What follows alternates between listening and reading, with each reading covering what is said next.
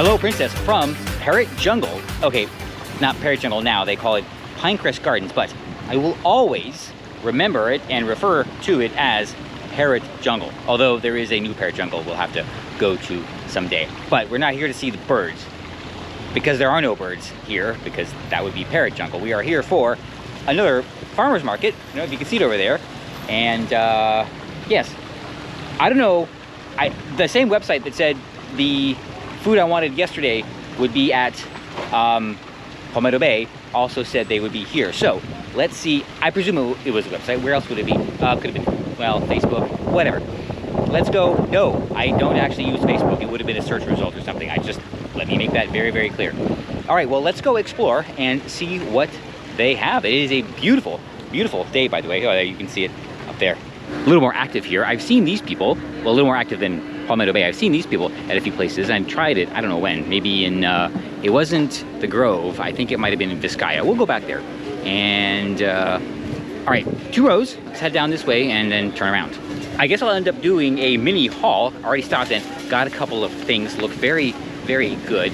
They do have what I came for, so I'm going to, well, I guess I'm gonna do a sake circle back and head down the other side and get what I have been kind of looking for, and I'll explain why while we're on the way. Nice in the shade. Like I said, I did get another late start. I have to change that.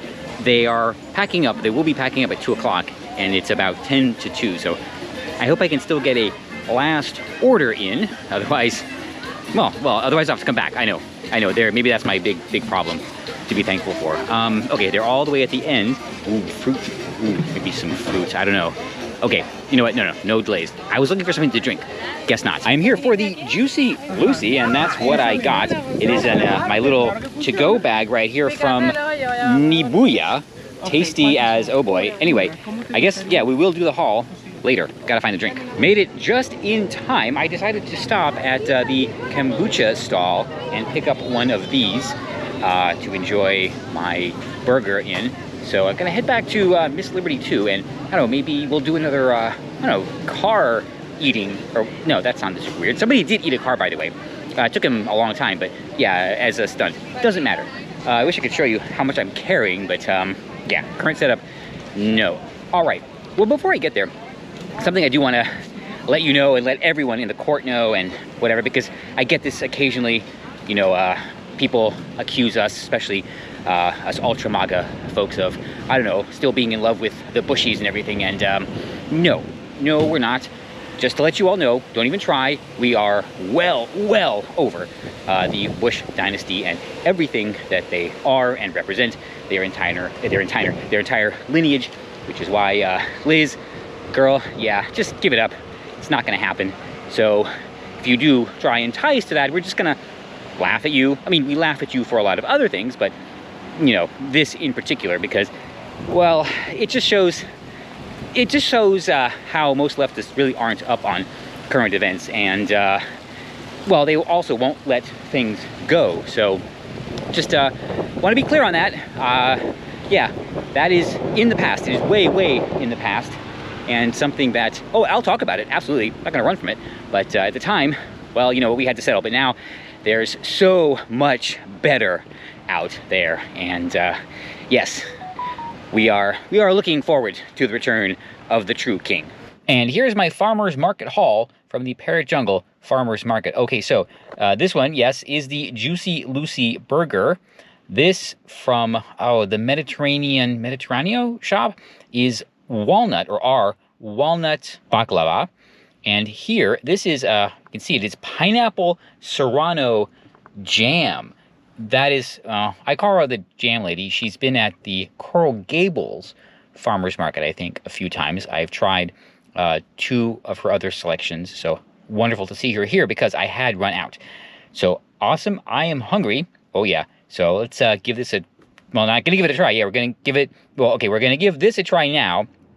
This will be our dessert, and that is for later, probably breakfast. Oh, and let me just show you. This is a kombucha. It is a, well, it's I'm sorry, it's a, this is just chill bro. It is blueberry-ish kombucha.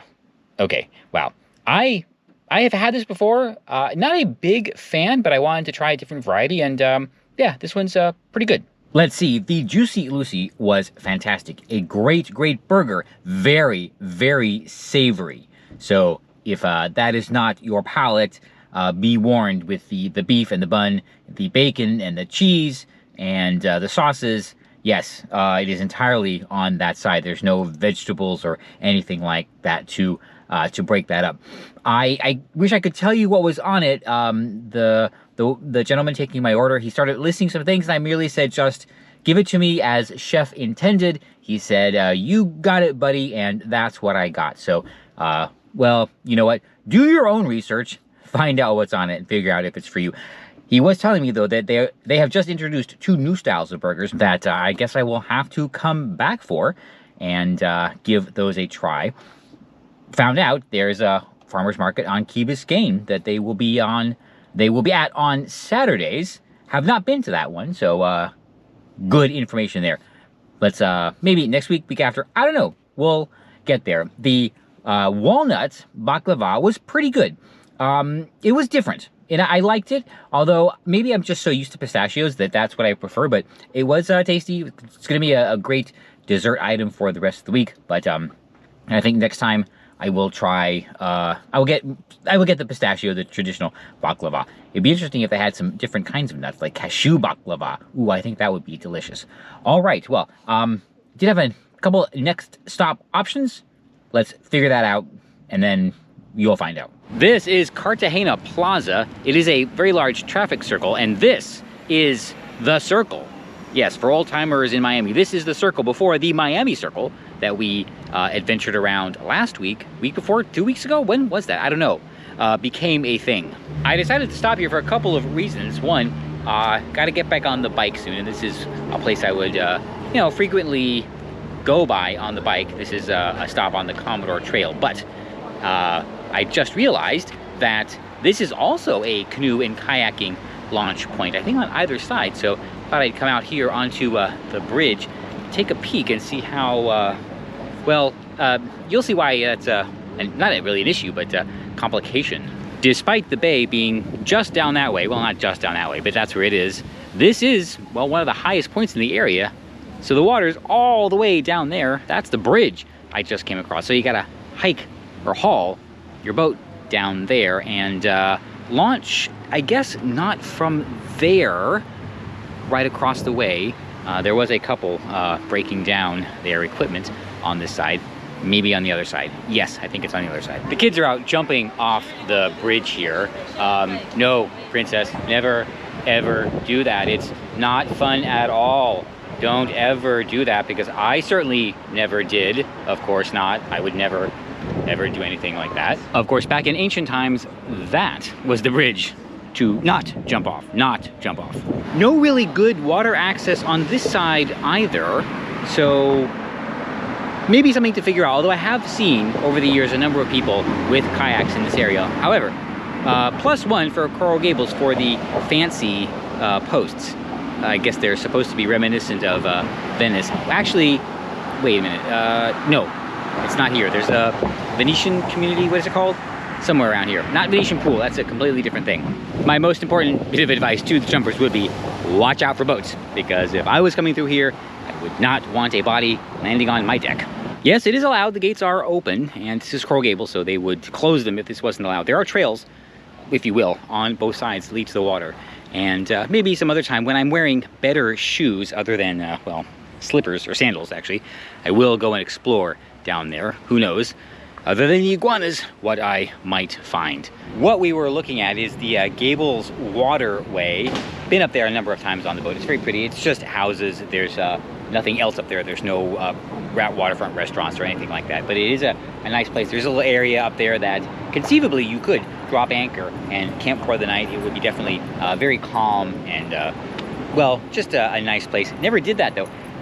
Well, never overnighted there. There were a few times when the bay was a little bit unpleasant to cross and just didn't want to deal with it. So we did anchor up in there and just, you know, well, that's where the party was, because, well, hey, wherever I am, that's where the party is. No, not at all. Not even close, believe me. But, well, we made good. So, all right, next stop, I don't know, I might change plans, but well, we'll see and then you'll see. Before we go, yes, there is a sculpture over there, and I think the sign that says this is Cartagena Plaza is over there. Not today, not gonna cross the circle. That is for the bike.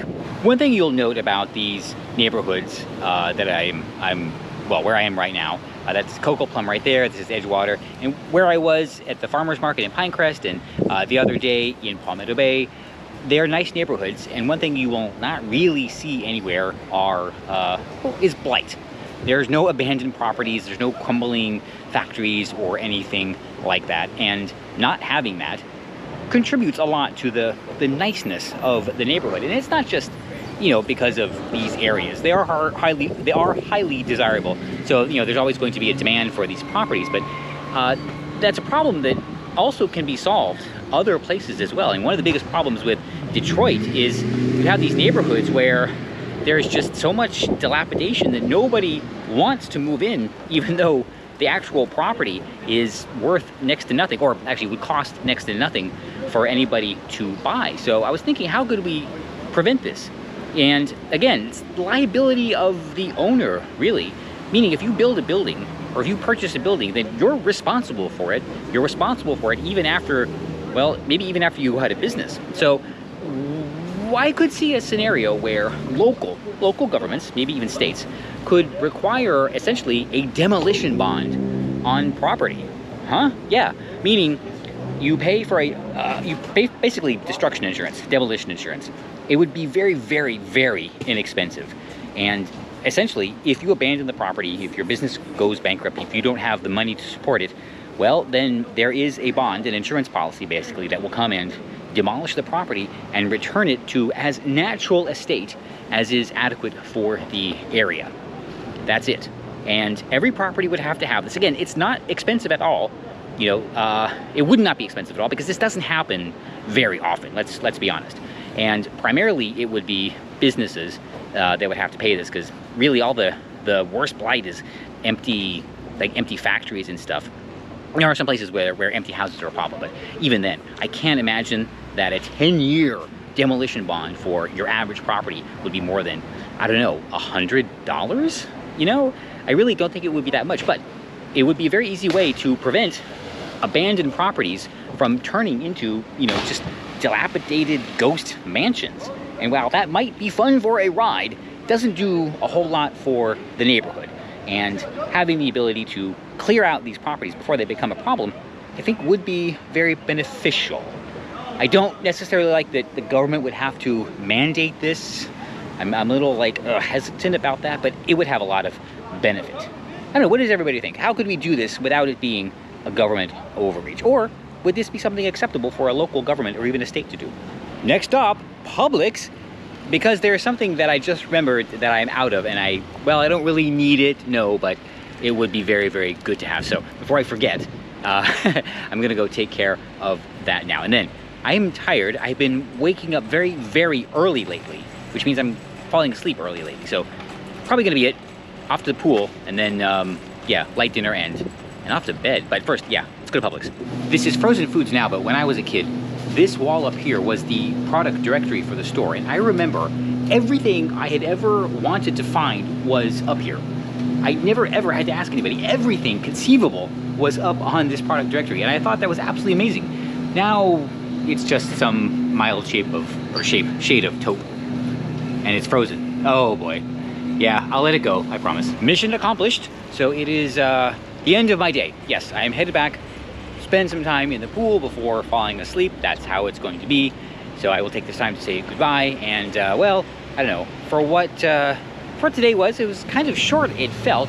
I did get there late, so I was a little bit rushed in picking my stuff, but I think I did very well, although now I'm worried that I might have missed something really, really delicious. So I have to go back. Oh boy, am I thankful for my problems. Pool time, and I finally decided to enjoy my Wonder of the Seas Coke, but no, I didn't just finish it.